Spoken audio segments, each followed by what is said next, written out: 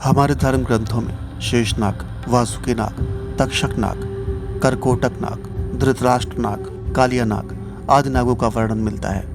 आज के इस वीडियो में हम आपको बताएंगे सभी नागों के बारे में, लेकिन सबसे पहले हम आपको इन पराक्रमी नागों के पृथ्वी पर जन्म लेने से संबंधित पौराणिक कथा सुना देते हैं। इन नागों से संबंधित यह कथा पृथ्वी के आदिकाल से संबंधित है। इसका वर्णन वेद व्यास जी ने भी महाभारत के आदि पर्व में किया है। महाभारत के आदि पर्व में इसका वर्णन होने के कारण लोग इसे महाभारत काल की घटना समझते हैं, लेकिन ऐसा नहीं है। महाभारत के आदि काल में ऐसी कई घटनाओं का वर्णन है जो कि महाभारत काल से बहुत पहले घटी थी, लेकिन उन घटनाओं का संबंध किसी न किसी तरीके से महाभारत से जुड़ता है, इसलिए उनका वर्णन महाभारत के आदि पर्व में किया गया है। कद्रु और विनिता दक्ष प्रजापति की पुत्रियां थीं और दोनों कश्यप ऋषि को ब्याही थीं। एक बार कश्यप मुनि ने प्रसन्न होकर अपनी दोनों पत्नियों से वरदान मांगने को कहा। कद्रु ने एक सहस्त्र पराक्रमी सर्पों की मां बनने की प्रार्थना की और विनिता ने केवल 2 पुत्रों की, किंतु दोनों पुत्र कद्रु के पुत्रों से अधिक शक्तिशाली, पराक्रमी और सुंदर हों। कद्रु ने 1000 अंडे दिए और विनिता ने 2। समय आने पर कद्रु के अंडों से 1000 सर्पों का जन्म हुआ। कद्रु के बेटों में सबसे पराक्रमी शेषनाग थे। इनका एक नाम अनंत भी है। शेषनाग ने जब देखा कि उनकी माता व भाइयों ने मिलकर विनिता के साथ छल किया है, तो उन्होंने अपनी माँ और भाइयों का साथ छोड़कर गंधमादन पर्वत पर तपस्या करनी आरंभ की। उनकी तपस्या से प्रसन्न होकर ब्रह्मा ने उन्हें वरदान दिया कि तुम्हारी बुद्धि कभी धर्म से विचलित नहीं होगी। ब्रह्मा ने शेषनाग को यह भी कहा था कि अब पृथ्वी निरंतर हिलती डुलती रहती है, अतः तुम इसे अपने फन पर इस प्रकार धारण करो कि यह स्थिर हो जाए। इस प्रकार शेषनाग ने संपूर्ण पृथ्वी को अपने फन पर धारण कर लिया। क्षीर सागर में भगवान विष्णु शेषनाग के आसन पर ही विराजित होते हैं। धर्म ग्रंथों के अनुसार भगवान श्री राम के छोटे भाई लक्ष्मण व श्री कृष्ण के बड़े भाई बलराम शेषनाग के ही अवतार थे। वासुकी। धर्म ग्रंथों में वासुकी को नागों का राजा बताया गया है। ये भी महर्षि कश्यप व कद्रु की संतान थे। इनकी पत्नी का नाम शतशीर्षा है। इनकी बुद्धि भी भगवान भक्ति में लगी रहती है।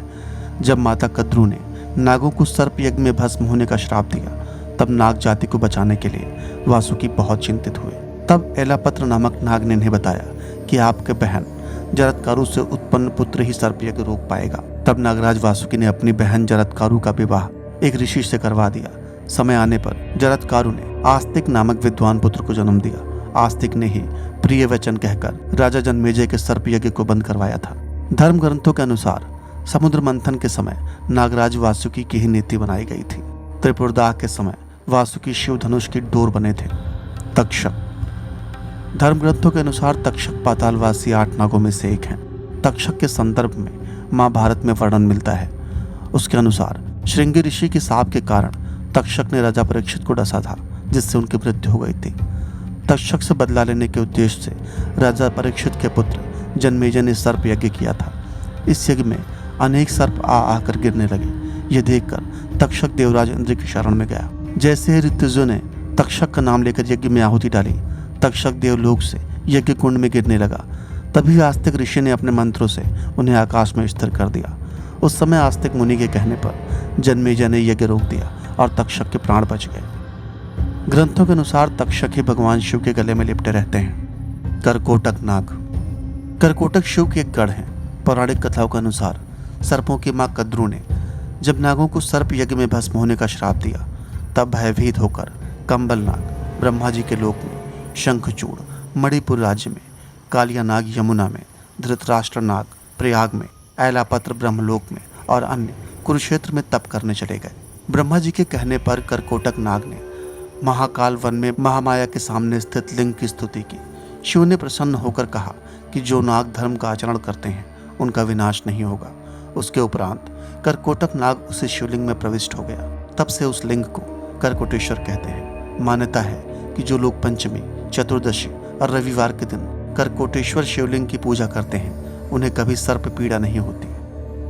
धृतराष्ट्र। धर्म ग्रंथों के अनुसार धृतराष्ट्र नाग को वासुकी का पुत्र बताया गया है। महाभारत के युद्ध के बाद जब युधिष्ठिर ने अश्वमेध यज्ञ किया, अर्जुन व उसके पुत्र भृगुवाहन के बीच भयंकर युद्ध हुआ। इस युद्ध में भृगुवाहन ने अर्जुन का वध कर दिया। भृगुवाहन को पता चला कि संजीवनी मणि से उसके पिता पुनः जीवित हो जाएंगे। तो वह उस मणि की खोज में निकला। वह मणि शेषनाग के पास थी। उसकी रक्षा का भार उन्होंने धृतराष्ट्र नाग को सौंपा था। प्रभुवाहन ने जब धृतराष्ट्र से मणि मांगी तो उन्होंने उसे देने से इनकार कर दिया। तब धृतराष्ट्र एवं प्रभुवाहन के बीच भयंकर युद्ध हुआ और प्रभुवाहन ने धृतराष्ट्र से वह मणि छीन ली।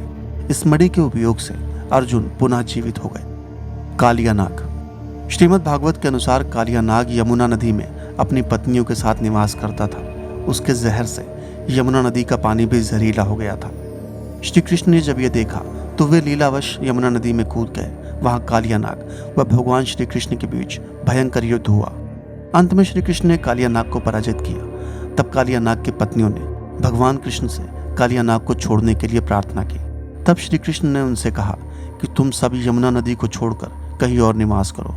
कृष्ण के कहने पर कालिया नाग परिवार सहित यमुना नदी छोड़कर कहीं और चला गया।